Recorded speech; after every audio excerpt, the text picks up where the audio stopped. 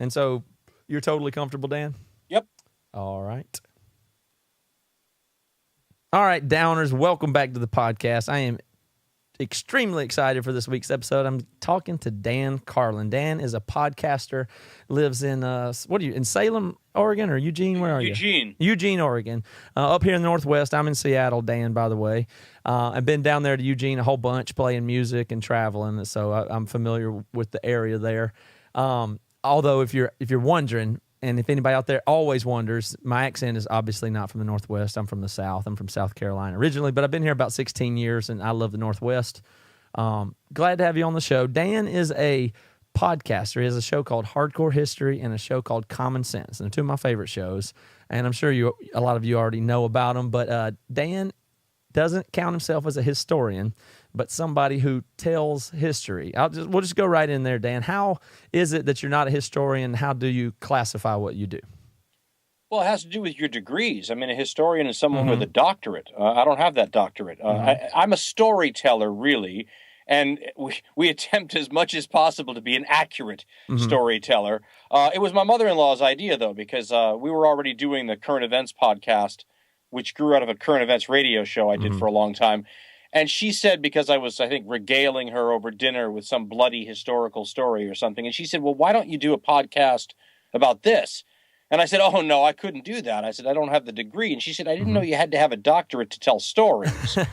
And that was the first time a light bulb went on in my head, and you start thinking, okay, if I wanted to do that from an enthusiastic point of view, what would you do to compensate for the fact that you don't have these degrees? And so it's been an evolutionary process figuring out how to do that, I guess you could say. Well, that's the crazy thing, is the compensating mechanisms themselves is one of the wild nuance of humanity is when you're compensating for one thing, out of that often comes something totally unexpected and positive. So just, physical senses or people with, things that aren't your strength usually compensate another way, and out of that comes all kind of interesting stuff. And your podcast is a great example of that, given that fact. And it's also really DIY, which is something that I and in the music community people embrace. It's like you can do it, you can figure it out yourself, you can create something unique and original.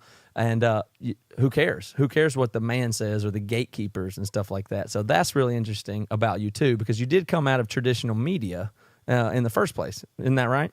I did. I was a television reporter a long time ago now, and I was a radio talk show guy for a long time. And one of the things I really like about the podcasting, though, and I tell everybody who does podcasting that there's an evolution to it as you go. I mean, I've been podcasting now for 10 years, and I can tell you right now, we do it very differently than we did it 10 years ago. And I think that's everybody's experience. And so when we talk about the difference between what you think you're going to do when you say, I think I want to do a show and I think the show should be about this, and you sit down and do it, and several years later you go, man, I had no idea it was going to evolve into this, which might be quite a bit different than your original conception. Absolutely. But if you look at television shows and you look at your favorite television show and you go look at the first few episodes, it's clear that it wasn't what it was going to be yet, that it takes a while for everything to sort of begin to mesh and click together. And so the Hardcore History podcast we do today is the result of literally years of evolution and things sort of evolving towards what I hope is a better show, certainly a longer show. So we've been doing it a long time. No, absolutely, and that's part of it. I just started watching the season 1 of Seinfeld, and I just can't believe how undeveloped the characters are and how bad it is. But yet it made it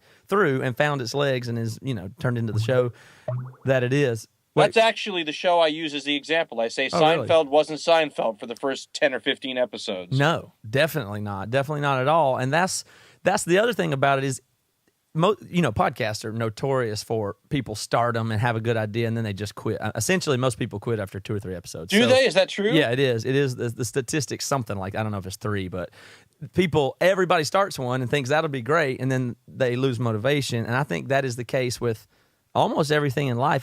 You can almost divide people up by that. I put it this way: how many things have you put thousands of hours into that you failed at? Almost nobody. The question is, do you have the motivation to do it long enough to get good at it? That's really a bigger question than are you good enough at a thing? It's just it's funny you say that, though, because one of the chief pieces of advice I give to new podcasters, if they haven't done it before, is that you ought to do your first 3 or 4 shows and then throw them out. Yes. Never release them. Yes. And that way you get all of your rookie mistakes out, you get all of your hesitation out, and then by the time you do what the audience thinks is your first show, it's really more like your 5th show. Right. And you've worked out a lot of the kinks by then. And so, according to what you just told me, most people wouldn't even make it to their first show. Well, here's the thing. People are real narcissistic, and they go, yeah, I want to do this. I have this great idea. I'm awesome. And then they send, I do a lot of podcast advising, and people send them to me, and I say, well, that's great. I mean, but, do a couple more what I call pilots, and then we'll see. And they're like, yeah, I know, but I really like what I just did. And I'm like, well, if you're not willing to throw out your first episode, you're just not, you don't want to learn, you don't want to take criticism. I mean, you're almost doomed if you think you're that awesome when you start, because when you get to episode 5, you'll feel like, okay, I kind of know what I'm doing now. And then I tell them, well, envision episode 50, how good you'll be. And when you get to episode 50, I bet you'll totally have a grip on the fact that, man, I'm going to be so good when I get to episode 150. And that is the motivation part I'm talking about. If you can have that teachable learning part where you can get into something and know you're not that great at it and you aspire to be better and you're still motivated during the process, now you're on your way. That's the way I think of it, at least. I always tell young people it's a pity that they live in this era where nothing ever disappears. I mean, when you do your first podcast, that ain't going anywhere forever. Yeah. As I always say, it's like carved in digital stone. And the problem with that, of course, is when I was doing radio, when I would do a terrible show that was embarrassing to me, it's off in the ether. Yeah, and if you didn't hear it when it was live, you never heard it. And so those things are all gone. And by the time I started podcasting, all those kind of rookie mistakes are gone and you never hear them. Some poor guy starting today or some poor gal starting today, it's all going to be out there. So better that you get rid of your first 4 or 5 shows, if you ask me. Yeah, and then the worst part of that is people that did stuff in the era where they thought it was in the ether, and then the revenge of the internet brought it back later, which I'm sure happens too. But tell me, Dan, what, in traditional media, I want to know, because I've always come out of the DIY, build yourself up, independent music, touring, and then you get up into the world of big labels and major labels at some point kind of thing. And then it gets weird. I mean, the stuff that goes on with the big money and the major label stuff in music, it's not, that's never been the ethic and the stuff that I think is the best music, and it's not as, there's lots of negative things about it. What do you feel about was it incompatible what you wanted to do with mainstream media and the big guys and the money involved there? Is it that stuff can't be good, or can that stuff be good too? Well, I mean, I think everybody's case is different. In my case, I was always the odd man out when it came to radio, in the sense that, if you look at music categories on a radio station playlist and you have your adult contemporary and you have your alternative or whatever it might be, the job of the person who's putting that music together is to make sure that all of the various things that you're playing on there in terms of songs matches the format, right? You wouldn't want to throw some pop thing into your alternative station very often without a good warning for the audience. For me, I was on, as most people understand when you listen to American talk radio, it's often very conservative, very loud, a lot of hyperbole, and I wasn't that guy. I mean, I was loud, I'm still loud, but I mean, I didn't really fit in politically with any of the people that were either before or after my show. I managed to keep the job somehow, but it was always a fight with the program directors and the consultants and everyone who thought that you should just be able to flip a switch and turn yourself into whatever they wanted. And my argument was about authenticity. Right. And listen, believe me, I worked with a bunch of people who said, "Oh, we're changing formats? No problem. I'm the new guy too. I can do that too." You mean even with political ideology and stuff, they would just switch but it. That's and some would argue that that's a skill that maybe I don't have. But I was never able to do that. And the wonderful thing about podcasting when it came around is it was an opportunity to say, listen, you're not going to sandwich me between 2 hosts who are very different than I am, whose audiences I get to fight with when I take over the day part, and develop an audience that at least has an expectation of what they're going to get.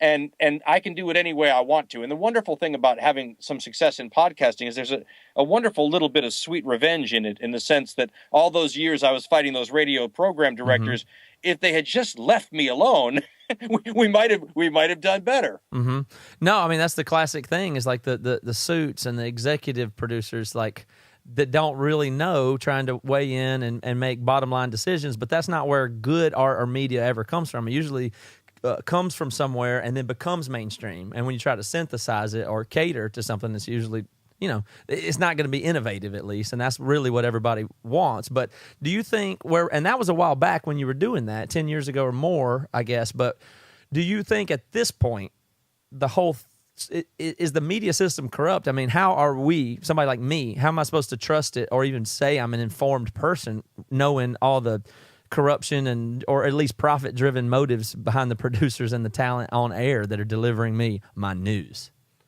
That's a complicated question, in the sense that it was always a complicated question even 15 years ago, before we had the kind of expansion in the outlets and whatnot. And now with all of the extra stuff that's out there, it's just made it more complex. I think, I wonder, and I may be too old to answer that question properly, in the sense that if I were coming up today and had to learn how to filter news, I'm not sure how I would develop that skill. Whereas when I came up, it was still about newspapers. And where I learned to read newspapers was in newsrooms. And in the morning, I remember having the morning shift at TV news stations in LA, and you'd have to get there at like 4 a.m. And your real hot part of the day was at like 6 a.m. when the morning news was on. And then about 8, when it all sort of calmed down, the rest of the day was kind of cake. And you would sit around and read 12 newspapers or whatever that had been delivered to the station. And you become really adept at comparing, the exact same story as treated by this newspaper versus as treated by that newspaper. Nowadays, by the way, it is so often common for one reporter's report to be copied in multiple different newspapers, whereas back in the day, you could read the same news story as reported by 5 different reporters from 5 different angled newspapers, a conservative newspaper, a leftist newspaper, whatever, and then compare and contrast. And then you learn more as a reporter when you actually go to some of these events and then read about them the next day and say, wait a minute, that doesn't match anything like what I just saw in person the day before. And so I don't know how a person without that life experience develops their own filters, but they obviously do, because there's a lot of people who are really savvy out there who came to it through their own path. Well, specifically though, is there, all right, what can we throw out whole cloth news-wise from your point of view? I mean, is CNN and Fox News, are they even in the realm of stuff that you should listen to, or is it just too gone now? Well, it's a hard question, because within the broadcasts of all those programs are true facts. The problem is you have to be able to find them, like panning for gold in a river when you're the last guy there and everything's been sort of picked clean, and trying to figure out biases. I mean, a wonderful way to do it now, and we didn't have this ability back in the day very easily, is you can compare internet websites the way I used to compare newspapers. So you can say to yourself, okay, there's something, for example, going on maybe in Ukraine involving the Russians. So I'm going to go read something from RT, which is considered to be sort of a mouthpiece of the Russian government. Then I'm going to go read something by the neoconservative folks over at the Weekly Standard, who are going to give me the exact opposite viewpoint. Then I'm going to go read some different newspapers in Ukraine who give me an English language report from their version, knowing that they all have biases too. And you create a mosaic of reality, if you will, from the different viewpoints that these people are giving you. Now, you still have to be interpretive. But Dan, I don't know anybody that does that, though. You don't? No. That's not how everybody does it? No, of course not, Dan. They just see the most confirmation bias thing possible that they like, and they just kind of, I don't even think they read the article. They just see the headline and say, yep, I thought that was the case about the old Bill Clinton. That's what people do. This is what being a news junkie does to you, though. See, for me, those things aren't work. You would get up in the morning, I'm going to be reading the newspaper whether or not my job's connected with it. So it's like people say, what do you do to stay informed for your job? And I just do what I always do. They make it sound like it's some special thing I get up and I start the process of going to all these websites that I would do if I was a plumber. you know, because that's just how I am. So I don't know how anyone else does it. Yeah, no, but I'm telling you that most people don't have that. But the thing that's interesting about it is you just said the word bias several times. The word bias is like one of the most important words and concepts to me. I'm a extremely analytical, kind of a non-emotional person, and I find other people to be wildly the opposite.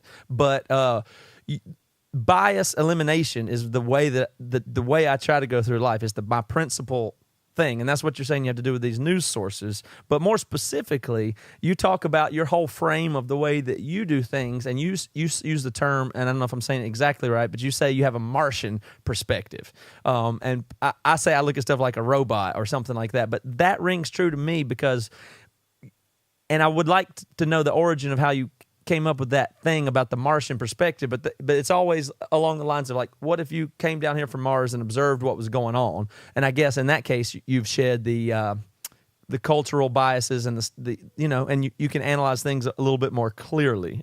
So can you tell me a little bit more about how you came to that and what that's about? I would say that your interpretation is more sophisticated, actually, and nuanced than mine. The way that came up about it, and it's funny because I'll say it today, and it doesn't make sense to people, but I'll explain why. Back when I started doing current events radio and whatnot, my viewpoints were so off the map. And they used to say that the audience should understand where you will stand on every political issue within 5 minutes of turning your show on, which to me is like a cartoon character. Right. I mean, I don't know how but that shows you, I mean, turn on your radio now and listen to some talk radio, and you'll see that that's what they're trying to make it so that you understand instantly what the branding is, what to expect.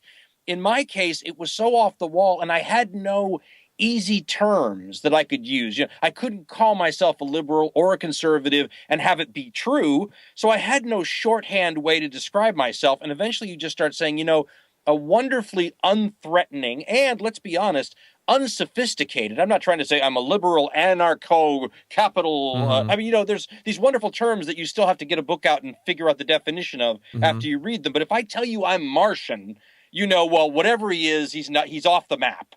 And it also sounded pretty non-threatening. Yeah, that's right. And, it's disarming is what it is. Yes, and it doesn't say, I know I'm Mr. Know-It-All, you know, because I'm obviously the odd guy out. Yeah. So I looked at that as a disarming way to just say, listen, don't feel threatened by what I have to say, but it's going to sound unusual, and you can laugh it off if you want to, or you can say, well, that's interesting. Let's talk more about this. And so it became part of, you know, there's a term in radio, and I don't know how much it's understood much outside of radio, but it's imaging.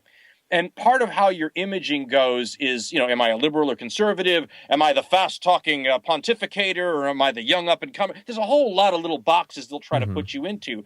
By using Martian, I created my own box. That's essentially what happened. Well, it's interesting, but it is disarming in a way, but it really does work, because it allows you an outside point of view that's unassuming, and it's observational in a pure sense. I resonate with that very much. I think it's an effective tool for sure. So I'll tell you what's weird though is that when I was doing that 15 years ago, I needed to. Nowadays, people hear me and they'll say, I don't think he sounds so Martian. I know a lot of people who think like that. Yes. And it's almost like the times have caught up with my viewpoints, and they don't, so. You know, I'll still image myself sometimes like I'm some wacko. And then one guy called me on it once. He said, would you stop saying that? Would you stop being so self-deprecating about your political viewpoints? Because if I feel that same way you do, what are you saying about my viewpoints? And I had to sort of rethink it then. Well, but that's the thing. If we're coming out of the past and we have this ability, like what you're saying is a balanced or a nuanced or a interesting or an odd point of view had no place in traditional media until 10 years ago. I mean, we didn't have the technology or the niche audience to be able to communicate nuanced or complex sets of views. They had to but look at the limitations. Right. I should suggest that. I mean, for example, with radio, you have to assume in radio that you have people joining the program and leaving the program all the time. Right. And so if you want to start some discussion that's going to take you a while to develop the conversation, what happens when people are dropping off and come? That's why you hear every radio announcer in talk radio give what's called a reset when they come back from the break, so they can catch up with people who just stepped into the car or whatever and may have missed stuff. But it keeps you from ever going beyond the very surface level stuff, because you can't assume that the same people are listening throughout the whole program. Whereas in podcasting, instantly the freedom to assume that not only were they listening to the whole show, but that they had some sort of conception of wanting to be there, as opposed to being some guy who turns the radio onto the same station every day and listens through the entire day, and you just happen to be this guy who interrupts his conservative talk radio day part or whatever, and he doesn't really want to listen to you. Whereas podcasting, they sought you out specifically. Massive. So there were a number of things that changed the entire framework of things. It was massively different. And so I'm not, blaming anybody for being evil in that regard. That just was what it is. And I don't want to be so presumptive to say we've crossed the threshold now to where all the floodgates are open and everybody can learn everything. But I am a little bit optimistic in that regard, that we have the ability now to really get nuanced and complex points of view and sets of points of view out there in the realm, especially in politics and stuff like that. And I'm curious, in your view of systems and political systems, and you talk a lot about things like revolution and possible change and outsiders, and in this last political season has been insane. Do you have any sense or belief that there even is the ability for large scale change in big systems? I know it's a little bit of a topic shift, but do you think that systems like our government can change or can be changed, in a large scale way, or are we locked in? Well, again, complex question in the sense that obviously to a certain degree you're always locked in. Mm-hmm.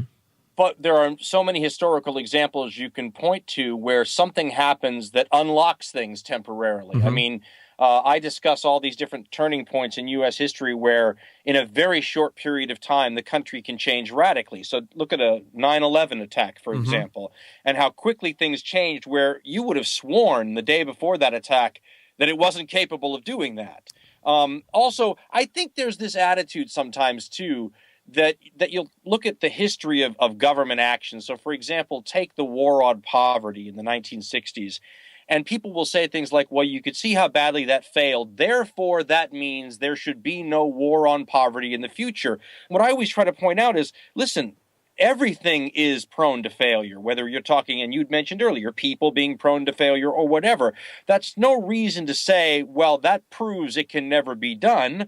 Otherwise, there wouldn't be functioning governments in the world. I mean, the funny thing for Americans is when you get out and travel, as I know many of your listeners know this already, you can actually go to countries where you're a little stunned how well they seem to work. Mm-hmm. Because we're under this impression sort of that nothing really works quite as well as our own place. But, they have different problems and they have different situations. So you go to a place like Scandinavia. And I used to have a good friend in Scandinavia, and we used to joke about why you couldn't make a Scandinavian system work in the United States. And I was joking that it was because we naturally seize opportunities that the Swedes would never seize. For example, we were joking about getting on the freeway in Los Angeles. And she said to me that she couldn't understand why it was such a fight. You had to work your way on and you had to sneak a spot.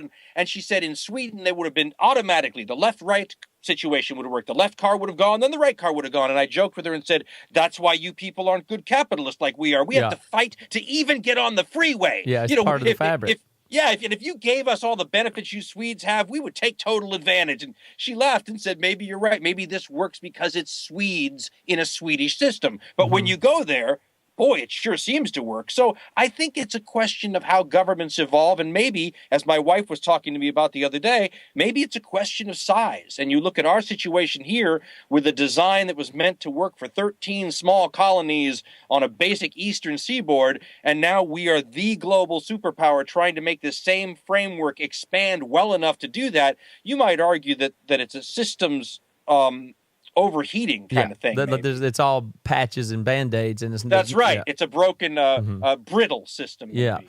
So you talk about that like it's like there's these points like 9/11, and a thing I really liked on the Hardcore History, and what's that? Is it Prophets of Doom? Is that the one that's the Reformation? Maybe. Yes. Okay, good.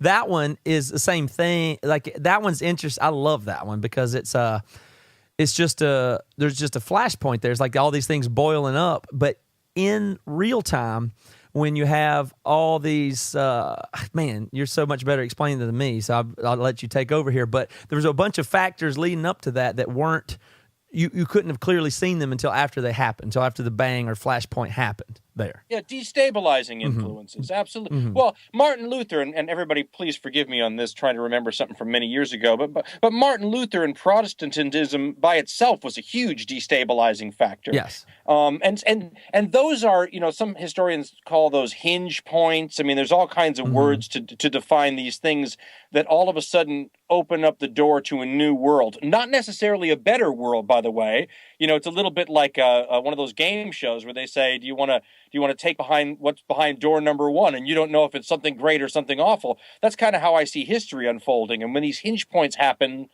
it's an opportunity for positive change and new things, and sometimes it's an opportunity for disaster. And the sad thing about being a human being living in it is we're so close to it, it's hard to get perspective and see it carefully, and some of these decisions we make, we would really benefit if we could put some more care into it, but that's kind of a hard thing for human beings to do when we're so close to the photo, we can't really see what it is. So everybody's been so wrong throughout this last political season. Me too, though, so be careful what you ask. No, I know, but you say that you've been wrong about everything so far, which is so thrilling to hear a personality or somebody say that.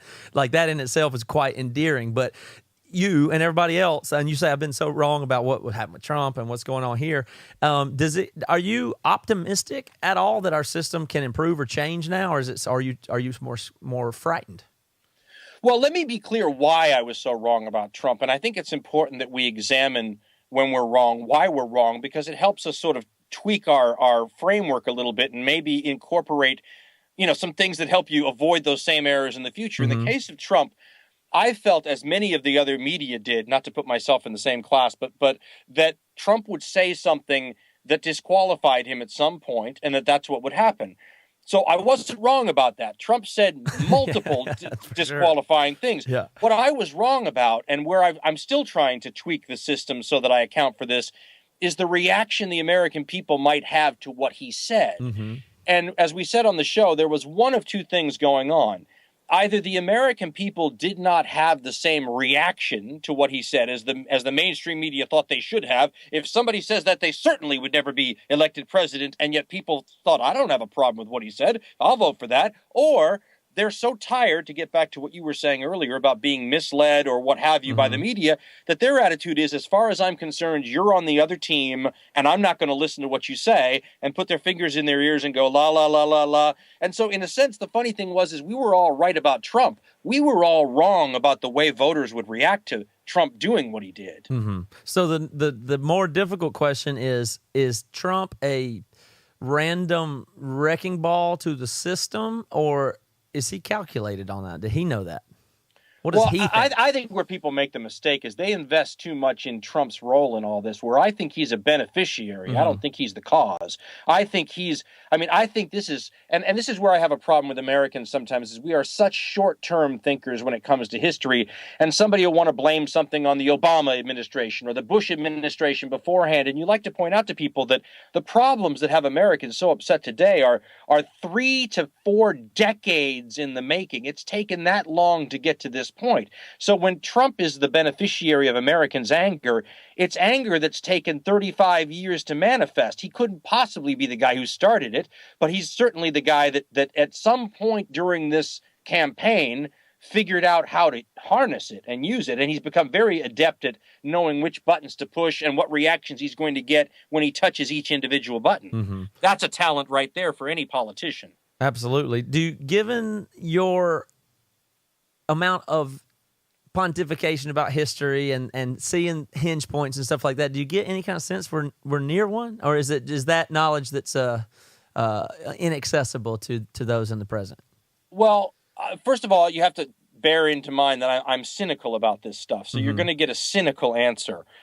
My feeling, and we said this on the show, is that you're going to have a really nasty next presidential election. And the reason why is because the people who elected Donald Trump this time and think that they're going to get the change that they want are going to be disappointed, either because the candidate will let them down or because of what you mentioned earlier, the inefficiency of the system, the inability for it to actually, the U.S. government and all large governments are sometimes compared to giant ships, and they take a long time and a lot of effort to turn.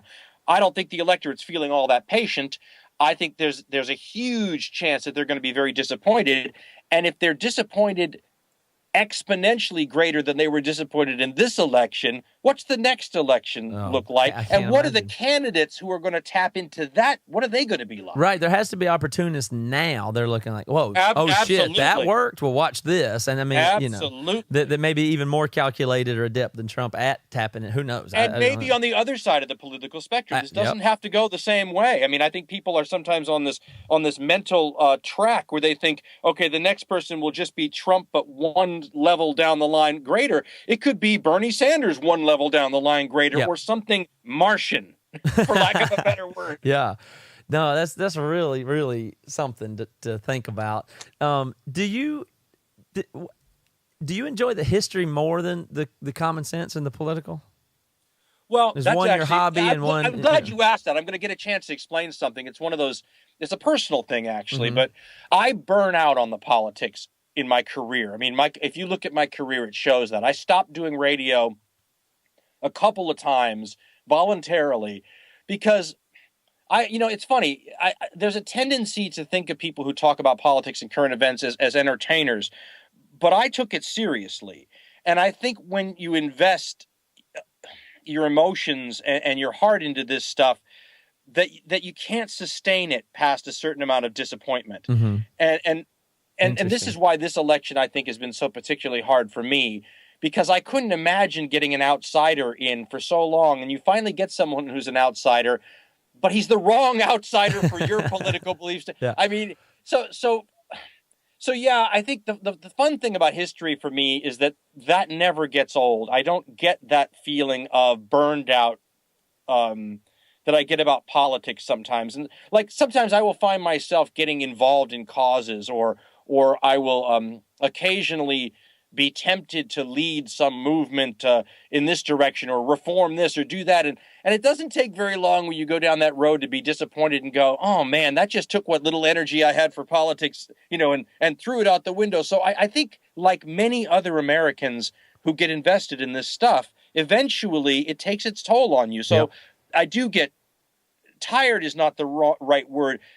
Disappointed in the political stuff sometimes, in which case I worry that creeps into the sound of my voice or the hopefulness that you might have, or interferes with the normal nuance and rationality that your audience expects from you. But yes, I mean, I think like most people, it's easy to get disappointed by U.S. politics. You used the word cynical earlier, and I was discussing this on another podcast, but cynical is characterized by versus skepticism. So skepticism is a little more scientific or a process of kind of uncovering truth systematically. And cynical is more like hopeless.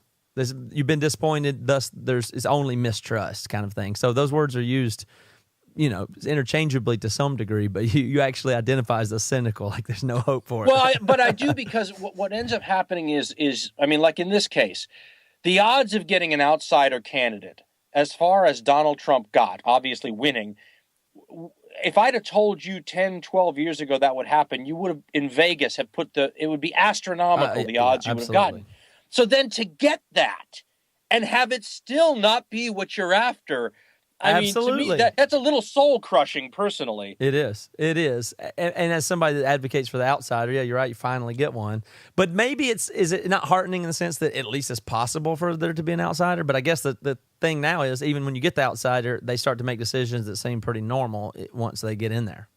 Well, I think that's why we predict a maybe scary election in 4 years, because I think, and bear in mind, we've been wrong up until now. So right. The track record is not great on the Donald Trump question. But I think based on the kind of people you're seeing him consider for particular jobs, this is going to be much more of a status quo election than most people thought, which it tends to be. I mean, it's the easy pick if you're trying to sound like you really know what you're talking about.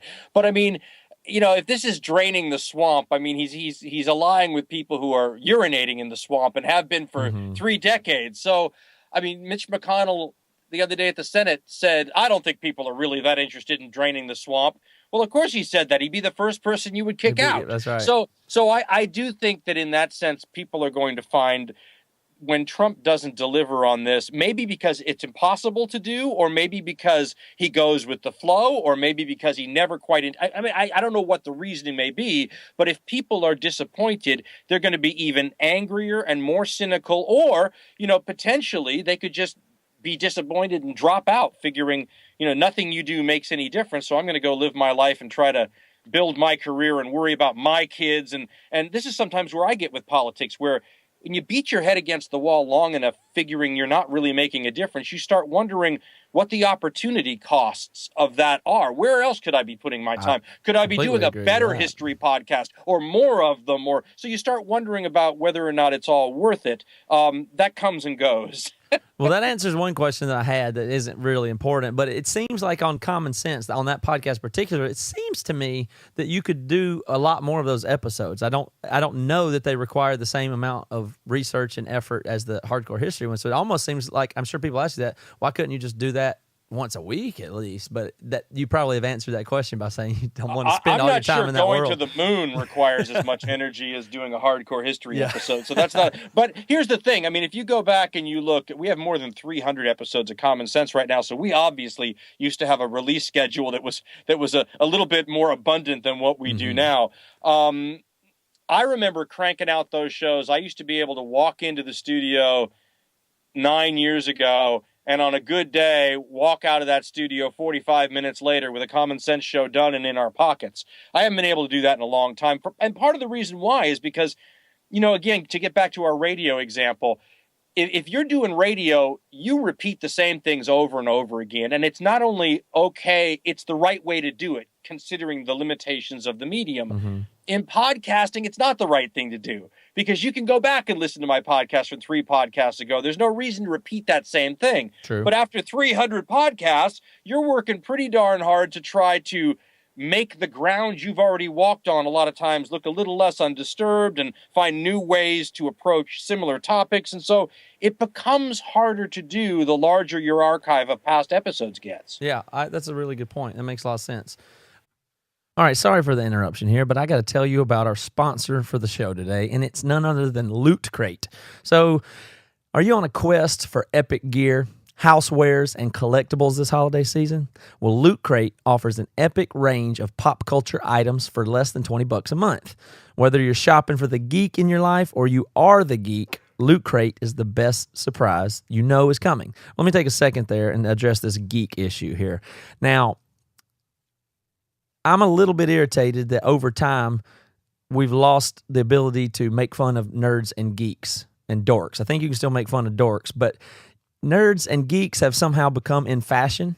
And I know a lot of you guys out there are geeks and nerds, and you're probably proud of it. And that's fine. It leaves me with less names to pick on people with, which is a little bit of a problem. But congratulations to you, subculture, for becoming mainstream, all you dorks, geeks, nerds. Problem with that is I certainly probably qualify as one of those. I understand that, but I still mourn the loss of the term. Anyway, every month there's a different theme and new exclusive items you can only get with Loot Crate. Treat yourself every month or give the gift of geeking out to a friend or loved one. They're always watching. They've designed a system to keep you down. They're meddlesome. Hello, friends. It's time for a revolution. Fight the power and pave the way for a brighter tomorrow with December's Rebellious Crate, featuring exclusive items from Assassin's Creed, Mr. Robot, Firefly, and more, including an exclusive Funko Pop figure, our monthly t-shirt, and pin. So here's the deal. You have until the 19th at 9 p.m. Pacific to subscribe and receive that month's crate. And when that cutoff happens, that's it. It's over. So let me tell you how to do it. you head to lootcrate.com/down and you enter the promo code gifting15 to save 15% off any new subscription today. They've got tons of stuff over there. They've got anime things. They've got a ton of stuff my family likes and I like, and I think you'll like too. So go to lootcrate.com, enter the promo code gifting15, and you'll get 15% off their deepest discount they've ever given on any new subscription today. Last time, lootcrate.com/down, promo code gifting15. I'd like to talk about something different, just history, the subject, or history as a subject. And I can't remember where or how much in depth you went into it. I didn't catch much, but the concept of it. But you said something that once along the lines of some people believe that history shouldn't be a subject in school or an area of study because that's too limiting for what it is, as in everything out there has a history, automobiles, people, cultures. It's not just something you would learn. History is all encompassing. So to define it as a subject in seventh period is limited. And I'm a huge critic and disappointed with, and not a big fan of education system. Go figure. I'm not big on the political system. I'm not big on the education system. But I loved it when you said that. And I was wondering if you could tell me more about that or what the alternative would be. It's because you're cynical. That's why. I might be. Well, actually, I know what you're talking about. I was asked to. George Lucas, the filmmaker, has a project called Edutopia, where he tries to figure out how to bring in new voices into how we teach various subjects. And they asked me about history, and I told them the same thing that I told you. I said, I'm not qualified to come on Edutopia and tell history teachers how to teach history. But they said, no, we're looking for outsider viewpoints. And so what I had said to them was that the problem with history, the way we teach is it cuts so many people out of the equation because we're only teaching what you might call big political history. Right. As opposed to the fact that history is everything that's ever happened. So right. My point to talking about, and in other words, there are people that have to sit down. If you're writing an 11th grade history textbook and say, okay, what are the important events that every 11th grader has to know and that we are going to test them on? And truthfully, when you realize how many people actually remember that stuff once they're out of 11th grade, you start to realize that if they're not retaining it, it wasn't all that important for them to know anyway. Mm-hmm. So how can you teach the other aspects of history if they're not going to know these important events and people, because that won't stick with them? Can you teach them process? Can you teach them the part of history that helps give context? And you don't need big political history to do that. Any development of any topic over time will teach you that same thing. So, for example, I said, what if you just took the kids and said, what's your favorite subject in the world, or your favorite topic, or your favorite hobby, or your favorite interest? There's a history to that. Absolutely. If you're into motorcycles, you can go look at the motorcycle you like today, and then look at the motorcycle that was the version that led up to that and trace it all the way back to the first motorcycle. And you can see how things develop, how you get from A to B to C. That's the historical process. You don't have to know about the Battle of Waterloo and Napoleon and the year it happened to understand context, and that the history of motorcycles will actually teach you the same historical process that's used to understand the Battle of Waterloo and how military history developed. I mean, it's this from getting from here to there. Yeah, and so what we advocated on Edutopia was stop picking the historical topics for the kids to have to learn. Find what they like anyway, then let them learn the history of that. Yes, because that's how learning works. I mean, learning works when you actually learn something, when you have a place in your brain that you have a receptor for. Like, you're interested in sports, then of course you know who won the World Series in '95. I mean, you can retain that knowledge because you had a place for it. Or if you're learning like audio, I do audio and stuff like that. So when I finally found a book that told me how EQs and compressors worked, I was dying for that information, and it locked right in. And so, I mean, and not only that, history is like how people and systems work and grow. So very valuable, regardless of if it's the Battle of Hastings or not. Right, and it's all connected. So it's like Wikipedia's links to other things. You'll be studying the history of motorcycles because you're into motorcycles, and all of a sudden there'll be this side thing. Oh, I'm really to spark plugs. I got interested in that. So all of a sudden now you're on the history of spark plugs, and you begin to build what the science historian James Burke has called a knowledge web of information. Like my kids right now, my oldest has a similar brain to mine in the sense that she will get interested in a subject intensely for 6 months to a year, learn everything about it, become obsessed. And then her interest never goes away in it, but she moves on to another one. Yeah, but she never forgets what she learned last time. Right. So I told her, you're developing nodes of knowledge so that when you're 25 years old and you've been going through this process for 25 years, you're going to have several deep reservoirs of knowledge that you've built up over the years that eventually will start to connect in places. Overlap. Yes. So you're building a mental web. And so this is when people talk about learning history, I keep asking why they need to graduate. No, it's like if you're not going to use a lot of math, why do you need a lot of higher math in school if you're going to forget it?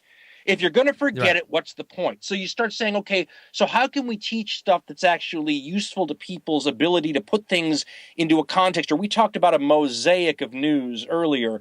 Well, to understand a mosaic is even something where you want to teach people the process of viewing and diagramming and then distilling a mosaic, as opposed to saying, I want you to learn what's in the left-hand corner of the mosaic. Then I want you to learn what's next to that. And so I think it's a completely different approach, but I would argue that educators know this already and that they understand that, we talked about, can you change government when it becomes so entrenched and brittle?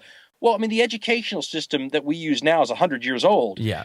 Built for a time to educate people so that they could be useful in factories or counting change back at a cash register.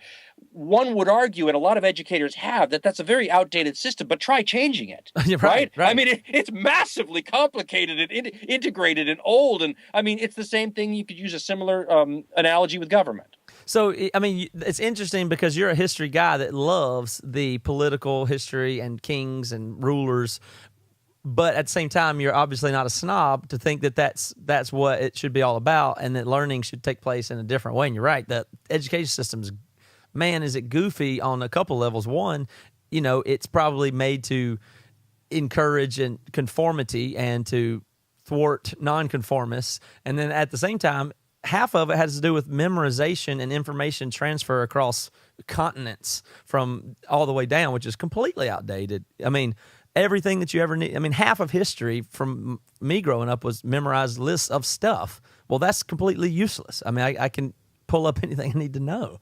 So what are we doing? Well, my wife was a straight A student, but she says she can't remember most of it now. So she learned it for the test, and she cleared out that part of her brain and refilled it with the next stuff for the next test. Now, I was a C student a lot of the time, but doing a lot of research on my own and trying to retain it. Now, there's an old line that the C students run the world. So I'm going to hope that line is true. But it's the difference between learning stuff for now and learning stuff forever. Your brain is a computer. You're putting data in it. It's only helpful if you can then get that data out when you need it. And it's only helpful if it's data that you will someday need. Yeah. Well, I think the interesting place we're heading, and I think your show or your shows touch on it a little bit. I have this little pet theory that I'm sure somebody else has better, and there's a good explanation for it. But I'm stumbling into it as I study podcasting, entertainment, and information. And I think in the same way that if you eat candy, you feel like you like it and you feel good about it, but you feel a little bit guilty. And if you were able to eat something that was really healthy for you and it also tasted good, I think your brain and your psyche rewards that. And so I don't see a lot of people going on iTunes U and listening to history lectures, for instance, even though it's possible and it's available and it's good for you to learn. There's a million things you can learn that people don't. But if you can get something like a podcast where you're purely entertained and it's enriching, I think the brain, and maybe this is evolutionary, I'm thinking maybe it is, I think your brain rewards that. I think your brain locks in and feels like, wow, I'm captivated by story or entertainment or jokes or and stuff like that. And then the fact that it's enriching and positive for you, I think your brain is wired to lock you down to that, I think. And I think that's partly what you tap into. Well, it's also partially, and it's nobody's fault, and I'm kind of glad it went this way, but I'm not pretending we didn't lose something in the process. If you go pick up a history book from 80 years ago and you start reading it, the one difference you will really notice between that and a history book that's an academic history book today is that the one from 80 years ago can often be thrilling. It can have these stories that just are like the great epics in movies, and that have the high drama and all these things that make up any epic storytelling. All of the, I mean, Shakespeare cribbed history continually, because the great stories, Antony and Cleopatra, I mean, you name it. Now, history, like so many other subjects, in the last 40 years has become much more rigorous and scientific and quantitative, and we're getting more accurate history and more nuanced history and more gray area history. But with that scientific approach to history, where it's become more of a social science and perhaps less something that belongs in the humanities. And let's remember, the humanities have things like religion and law and language and music and stuff like that, as opposed to social sciences, which are much more scientific. You lose the 80 years ago history with the thrilling, because a lot of that was nonsense. You still learn, called James Burke, who I just referred to a minute ago, he called that Churchill history. So it's told in the history of the English-speaking peoples, and it's rousing stories. Well, it's true stuff mostly, but it's not nuanced, it's not scientific, It's not qualitative, there's no radiocarbon dating. So in the process of getting better, more accurate, more scientific history, you lose some of the thrilling parts. And what my show does is try to find those stories and still be as accurate as we can be, obviously, but to inject that storytelling side into what is a true story. So in a sense, I think, and I've heard from a lot of people who are history experts who do this social science stuff for a living, but who were turned on to it by the same 80-year-old approach I was, who like to hear the podcast. Now, they know what's wrong with it a lot more than I do, but they're as thrilled by the thrilling stories as I am. We're all fans of history. Yeah, but it just strikes me, a couple of examples I can think of is, there's the show Drunk History. So it's not worth it to sit around and watch drunk people talk, or drunk people talk about something that doesn't matter. But the fact that it's history and you learn something is it's just really nice. And then there's a podcast I listen to sometimes where there's these comedians that improvise stories from history. But if it was just comedians improvising nonsense, I wouldn't care at all. But I feel like I'm hearing a true thing that's real and resonating. It's quite a reward. And so it's, you've always had the point of view of, well, if teachers or educators can make things more entertaining, it would stick better. But it's almost the reverse. We may be going to learn more from entertainers than educators in the future. Like it might be the market might kind of solve learning in that regard versus from the pure approach of educators is what I'm kind of hoping for.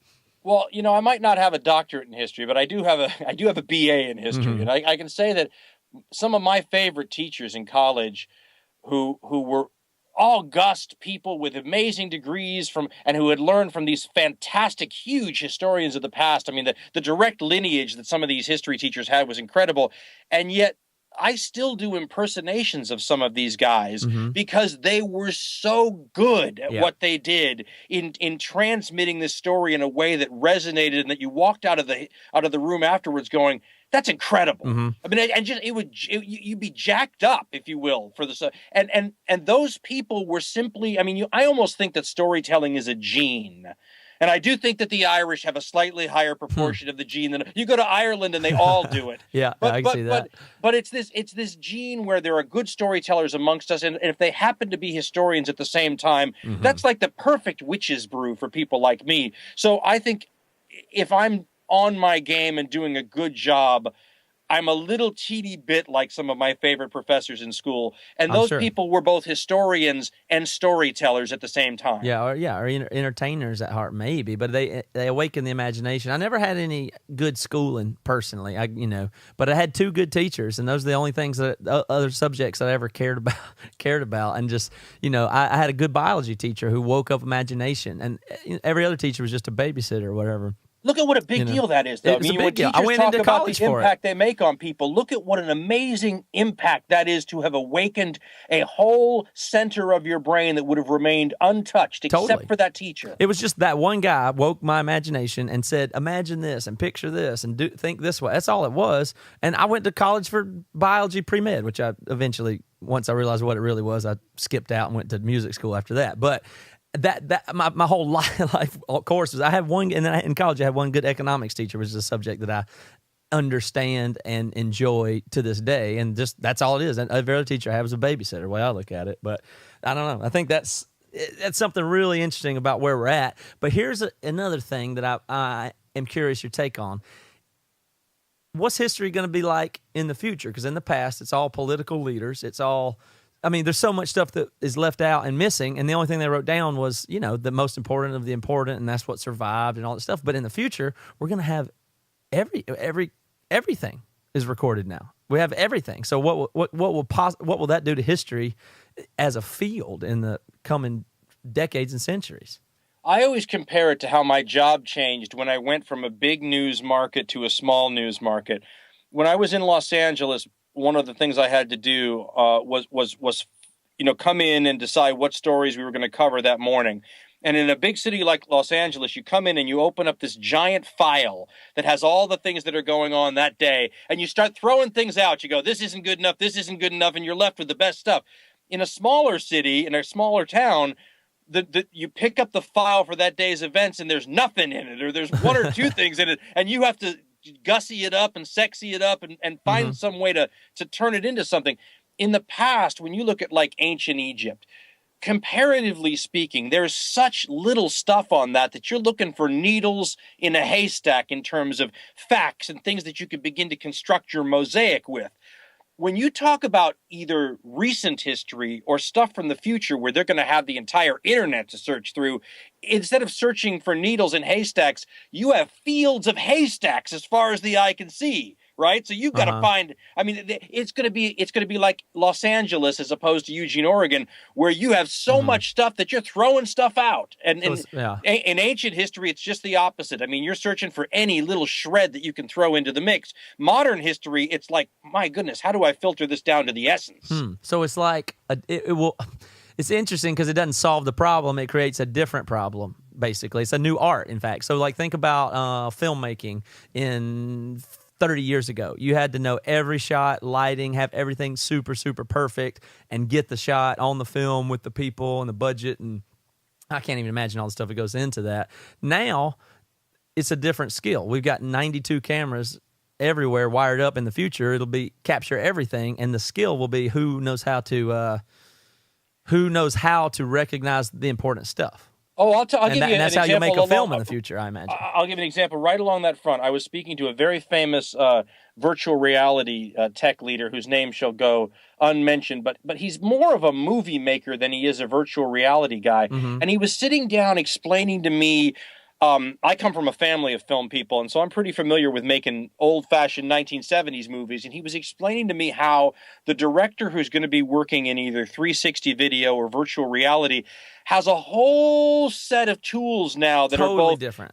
Yeah, well, like he said, the example that stuck with me is he said, if it's an Alfred Hitchcock movie and the murderer's coming down the stairs, sneaking down with a knife, you pan the camera and you show them sneaking up on the victim from behind. He goes, in virtual reality now, you have to make some sound or something that forces the viewer to turn in that direction and look. In other words, you're still telling stories, but you must change the way you tell them to adapt to the medium. And he was explaining to me all the different things that will be involved in being a director in filmmaking once virtual reality becomes the way we do it. So it's the same things we were talking about earlier with the physical limitations of radio force you to do things a certain way. It's the same thing we were just talking about with that. Same thing with movie making in the future. Look at what podcasting's done too. It's the same. These new avenues are different colors to play with, different tools, and you can begin to explore different, they lead you to different spaces. So we're creating, in 10 years of podcasting now, an entirely different art form. And when you go on iTunes and you look at the width and the breadth of how this art form is developing, it's an incredible creative genesis out there that really, I know it feels like we've had podcasts for a long time, but these things are going to be around a long time. And in 50 years, this is going to look like the Stone Age. That's right. We're making Gilligan's Island or Gunsmoke or something here. I think we're making Birth of a Nation and silent films. Yeah, we're making stuff that's going to be a joke, and we're nowhere near the HBO special shows or Breaking Bad. Like one day we'll have that. Right now we're making the goofiest stuff you can imagine when we come back and listen to this stuff, I imagine. At least for me, I'm sure it's that way. Some stuff may survive and be classics like your show and stuff like that. We're going to keep our fingers crossed. It's almost the future with that much stuff out there. There's a new skill that must emerge, and it might be a little less of visionary, or still visionary, but it's really about curation is a skill versus synthesis in some degree. I imagine history is going to, I guess, be the same way. I don't know. I guess I can't imagine what history we lost that we would have if we could access people's camera phones from the Persian Empire, though. Well, and I've often said, if I think I did a whole video once asking, what if Alexander the Great had a podcast? And we were discussing how much you would know about the people in that time period if they were all doing shows like your show and my show. Mm-hmm. But here's the interesting thing: we may not be able to know what it would be like if Alexander the Great had a podcast, but people 150 years from now, including historians, will study this stuff that we're doing now to try to get a feel for who we were. Yeah, that's right. This is going to be primary source material for future historians. Well, you know what's freaky about that is given enough data collection, you would literally be able to go back and synthesize a Dan Carlin. Like, say 100 years from now, everything that you've said and done is so tangible and recordable and searchable and reviewable. If there's enough of you recorded now, eventually, and there's enough algorithms to analyze personalities and people like that, so at some point in the future, they'll be able to make a Dan Carlin clone based on all the data you left behind with your show and your social media and everything, and they'll be able to reanimate it robotically or mechanically somehow, and that Dan Carlin will react to current events the way that you would have if you were there. I've never really thought about it that way. I'll tell you what I did think about, though, that's similar, although much more personal. I remember thinking that, and I can't speak for anyone else's show, but I know this is the same for a lot of other podcasters. You pour so much of yourself into the work that people who listen to enough of the work get to know you. And I thought to myself, if my grandchildren don't ever get to meet me or know me as an adult, they could listen to these shows and get a pretty clear idea of a lot of my personality and the way my brain worked. And so in that sense, Cicero, the ancient Roman orator, said that writing was the only true form of immortality. But when you think about it, this is a form of writing. Mm-hmm. And it's the same thing. I mean, to get to your point, it's in a sense you're living on with these things that are going to be carved in digital stone and never go away. No pressure, by the way, for all you new podcasters out there. But I mean, in a sense, there's a piece of you that's living on. And that's how art always is, right? I mean, if you go to an art museum and you look at a Picasso and you look at the tiny little brush strokes and realize that one day he was sitting there thinking, what do I do in this little corner? And here's my little brush stroke. I mean, there's a piece of that man in that painting. And that's how these works that we're doing, however humble or great they may be, they're all personalized bits of art that have pieces of the artist embedded in them. Yeah, I would suggest, given enough personal data recorded, you would be, an approximation of you is almost inevitable. Or you or if you had enough about you, like you feel like you understand Alexander the Great pretty well with very limited stuff, and you could almost guess what he would do in a situation. So imagine all of the algorithms possible and all the data collected on people possible. Approximations of them will just be, I would imagine, commonplace in the future. Well, if that happens, I should be able to get out history shows a little bit sooner and more often than I'm getting them out now. So keep your fingers crossed. Well, that's good. I won't take any more of your time, but is that something you self-deprecate on that, but do you wish that you could produce stuff at a faster rate or more? I mean, are you content with where you're at and to keep on doing it just in the same way for infinity, or do you have a different plan for your future? Oh, well, no. I mean, this would be... Joe Rogan told me once, he said, don't ever give up the podcast because, you're unfireable. I mean, the podcast is a direct line to the audience, and no one can take that away from you. This is the best of all possible worlds in that sense. But my income, popularity, all that stuff is directly impacted by how often the shows come out. Yeah. So if I could get shows out faster without the quality diminishing, I would do it in a heartbeat. Mm-hmm. My big challenge these days, and it's funny because to call yourself an artist is so, you can't really I mean, somebody else has to declare you're an artist or not, but I have all the downsides of being an artist without any of the upside, maybe, in the sense that I have to live with the subject matter for so long that I can't multitask. So when you say, like, if you want to start a podcasting business, the podcasting, as you know, is just one aspect of it. Right. But I can't switch from doing the art and the painting part to the business. I can do either or. And so for me, my big hang up with this entire industry is when I was on radio, my job was to be on the radio. They had other people selling ads. They had other people running promos. I mean, there was a whole operation that supported the art, if you will. That's right. In podcasting, it's a much smaller operation. Yep. And so when I'm not actually recording, we're doing we got hats out finally after like a year and a half. Who takes a year and a half to get a hat done, right? Well, it's when you're juggling stuff. So to answer your question, I would love to get a history show out that was as good as a good one every week. I'm struggling to get 3 or 4 out a year. Does that tell you how hard they are to do and still juggle the rest of the things you have to do? No, absolutely. But do you have all podcasters know, by the way. Well, podcasting's a medium, and it's like saying I'm on CDs, I'm on cassettes. It doesn't mean it's just it could be anything, and doesn't speak to anything about the industry behind it or the expertise to it or what it's just a format. It doesn't mean anything to say I'm a podcaster. It means virtually nothing. It means less than saying you're a writer, almost. But yeah, for sure. So you're an actress currently waiting tables. Yeah, it means almost nothing. But do you have aspirations, or is this your gig till you retire? Oh no, there are always other things that you can add into your mix of things you have no time to get to. I mean, I can always add more things to that list, but in terms of, I think I just don't, I'm a freedom guy. I'm an old punk rocker. I'm a person who really values the creative. When I walk into a room and we're starting the idea for what's the next show going to be, it's an absolutely blank slate. And I love that. There's no template. There's nothing. I mean, even in radio, you have breaks that are mandated at certain times and news at the top of the hour. And if you look at it, you break it down, it's a template. And you get to create within the blank spaces in that template. In podcasting, it's a whiteboard. That's right. It could be a 15-minute show. Yeah. It can be a 5-hour show. And I've done both of those, by the way, and everything in between. So the idea of locking yourself into somebody else's gig because they offer you more money or more promotion or whatever is only enticing if I don't have to give up this gig to do it. Yeah. There's a lot of money to be made if I want to go out on speaking tours, but it comes at the expense of podcasting. So I say no.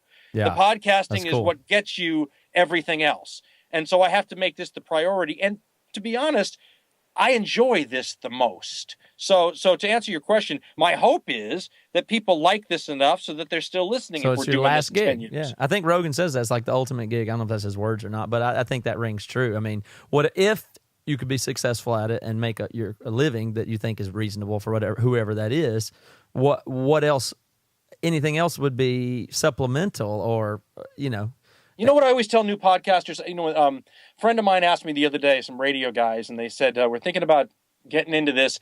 And they always ask the question, can you make a living doing it? And my answer is always, how many listeners would you have to have for it to be worth your time? And that's a different answer for everybody. For different industries, yeah. Yeah, for sure. But if I said, if you started a podcast today, person B, you will have 8,000 listeners in a year. Do you go, 8,000 listeners, well, then I'm not going to do it? Or do you go, oh my God, 8,000 listeners would be great? So it really depends on what your standards are. And as I said to somebody a long time ago, if you have, let's just say, 500,000 people listening, you ought to be able to figure out a way to make a living with that, or at least make some money, right?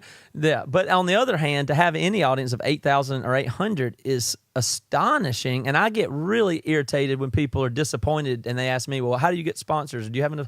I don't get enough sponsors, or I'm not big enough. I'm just like, well, I think you're kind of being a brat about that and not taking what you do have seriously. If you have 4,000 people listening, that's really crazy. Like if you walked out your back door and there was 800 people standing there saying, speak to me, you would never get tired of that. Somebody once told me, too, you get caught up in numbers, but it's not always how many people are listening. Sometimes it's who they are. That's true. And you might be surprised who gets in touch with you saying, hey, I got a call from somebody the other day. It was one of those weird calls where you pick up the phone and you recognize the person's voice, but you've never met them kind of call. And they said, I was just listening to the podcast. I really enjoyed it. I wanted you to know I heard it and I really liked it. And you hang up the phone and you say, did that just happen? And that happens with increasing frequency when you have more people listening. You might say it's only 800, but it might be a couple of people that you'd be pretty darn surprised to find out were listening and tuning into your voice. Yeah, it's weird that they're anonymous listeners in a way, and you're not anonymous. But I was at Disneyland with my family a few months ago, and there was two guys in the hot tub and three other people and me sitting in there, and they were just holding court, talking about just bragging and going like they were owning it. They were going back and forth talking about their restaurant or their bartenders essentially, and they're talking about celebrities that came in and stuff they knew, and they knew 7 or 8 people were listening to them, and they were soaking it up on their vacation. And I just thought about, man, what would these people do if they thought thousands of people were listening to them? What a gift that can be. So I hate it when people complain about small numbers on a podcast and hundreds and thousands and tens of thousands of people. It just strikes me as crazy, because to be listened to by large numbers of people, or even 3 or 4 people, it's amazing. It's an amazing thing, a multiplying effect. It's intoxicating. I don't know what it is, but and you know what I also tell people is that when I was doing talk radio, I always had a small core of people that were really like over the top, diehard fans. The kind of people you could have a cult following and live off of forever. They'd buy anything you did, but it was always this small percentage. Well, once we got to podcasting, I explained to somebody once, I think I still have that same percentage of people who like me, but you're essentially expanding the pie is so much larger. So if 1% of the audience really loves your stuff, but you're in Arkansas and you reach 5,000 people on your radio signal, that 1% may not be a lot of human beings. But if it's podcasting and there's 1 billion people or whatever the number is out there of the potential pie, and you get 1% of that, that's a lot of human beings. That's right. So in that sense, I think this is the age of the niche market. I think this is the age of individual artists. I mean, and people have said this forever. I remember when punk rock came around, they said that too. All of a sudden, forget them. The industry's dead now. And of course, the industry always comes roaring back, and the consultants and the copycats.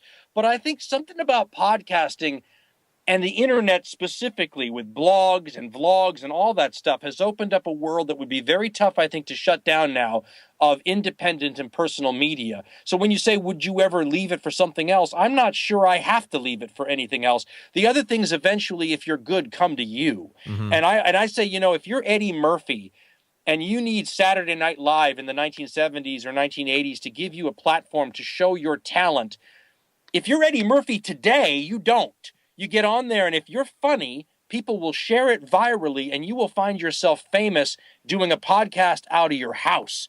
So this is the greatest thing ever invented for truly gifted people. For the rest of us, it's still pretty darn awesome, and I'm still a huge fan. I hear that, and I hope it's positive for our species. Just the information sharing is a riot to me. I'm really excited about it in the future. But yeah, it's great stuff. And I think what you do is great, and I won't take up any more of your time, Dan, but it is absolute treat for me to be able to get to talk to you directly like this. Well, it's very nice of you to have me on. I hope the reaction's halfway decent. Oh, of course it will, but I think people will love it. It's a half music fans, but I do music stuff and technical stuff that is my native thing half the time. And the other half, I talk to people that I'm interested in and that I find interesting and let people tag along. And they seem to always like it. And I know this one's going to be really popular. So I appreciate your time, Dan. You were very kind to have me on. Thank you. Okay. All right. So